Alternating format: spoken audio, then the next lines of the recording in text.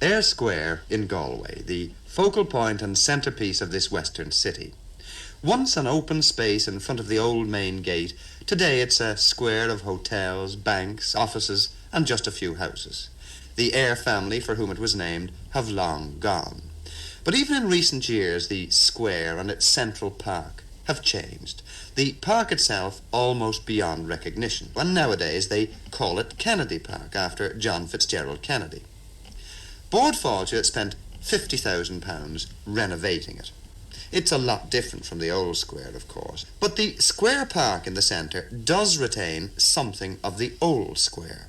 It has Brown's Gate, now standing like a monument at its western end, and it has Pádraic Ó Conaire, or at least his statue. And here indeed is the rub, because this is more than a mere statue, you know, and not just for the people of Galway either. In his lifetime, this little gnome-like man, civil servant, sailor, Gaelic Leaguer, storyteller, writer, poet, was much loved. He was a familiar and welcome wanderer around the stony countryside of Connemara.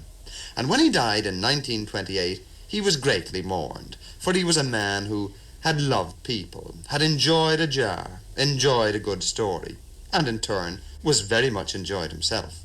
So the Gaelic League opened a fund to raise a statue to him in his native city and commissioned Albert Power to do the work. Liam O'Brien, one of the organisers of the fund, wrote recently, "The money rolled in. I was never associated with any money-raising Gaelic project where the money came in so readily or so willingly." And he goes on, Albert Power produced a charming conception. Pádraic taking a rest on a Connemara stone wall.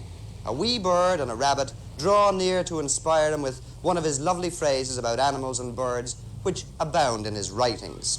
We presented the monument to the city of Galway, which erected it in the square, the only artistic outdoor, non-religious monument in the whole of Connacht. Mr. de Valera unveiled the statue in 1934, and the tale is still told that when it was uncovered, it was wearing a blue shirt. Now, be that or no, it stood almost dead centre in the square on a heaped-up wall of stones, on green grass and shaded by trees and bushes. And strangely enough, Galway grew to love this statue. I've heard people talk about Sean Pádraic, the statue that is, as if it were the man himself. Those who knew him say it exactly captures the spirit as well as the likeness of this little man. Then in the summer of 1963-64, the square got its facelift. The Ó Conaire statue was moved from its old grassy site to make way for this slab of stone and bronze, which marks the spot where the late President Kennedy received the freedom of the city of Galway on his Irish visit. Pádraic was banished to this corner and stuck up against the stone wall of what people then took to be a lavatory, but turned out to be an ESB transformer station. His stone wall had disappeared, and with it the whole conception that Albert Power had dreamed up.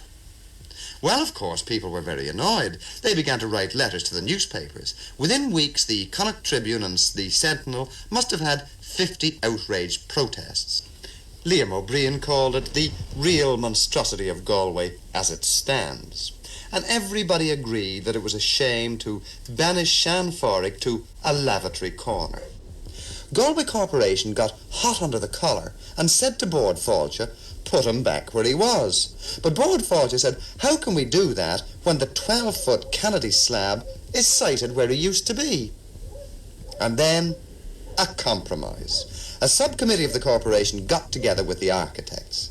Pádraic was moved back from his corner where he was hidden away to a more central position.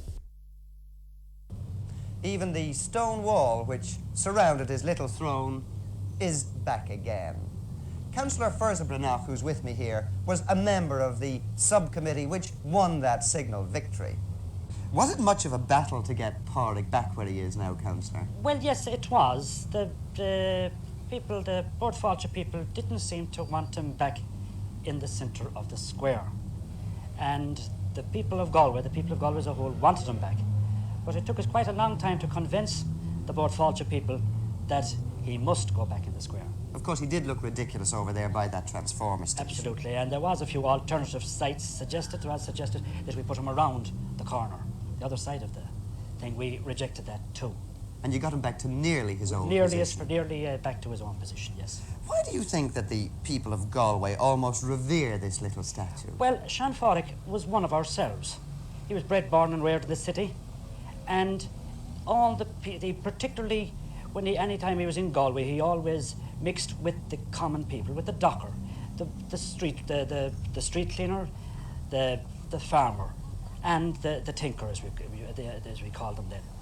And he was at home with those people, and they absolutely adored him. No matter what condition Sean Pádraic was in, everybody had a good word to say for him. Is it just then a sentimental attachment, do you feel? Well, possibly, and then of course he was one of our own, maybe of the few who got worldwide recognition, you know. And you, of course, knew him. Of that. You knew him yourself as a boy. I knew him as a boy myself. I remember him coming into our own home, the old Malton Street, then, and I remember him quite distinctly. In latter years, actually, he stayed while Sean Pádraic was born in the city of Galway. He lived in the old malt house where I was born myself for a number of years. And in latter years, he used to stay next door in a place called Winston's, where the Connacht Mineral Water Company is now. Do you think that people will be happy now he's back here? I'm absolutely certain they will. I have met quite a number of people that were very much put out over the way that Sean Pádraic had been treated, and are now quite happy about it. Including amongst them and Pádraic McGinn, Liam O'Brien. I told Liam I don't think Liam has seen him yet back here, but he knows where he was going. He was quite delighted with the idea, and I've met no one yet that's I've disagreed with our sighting of Sean.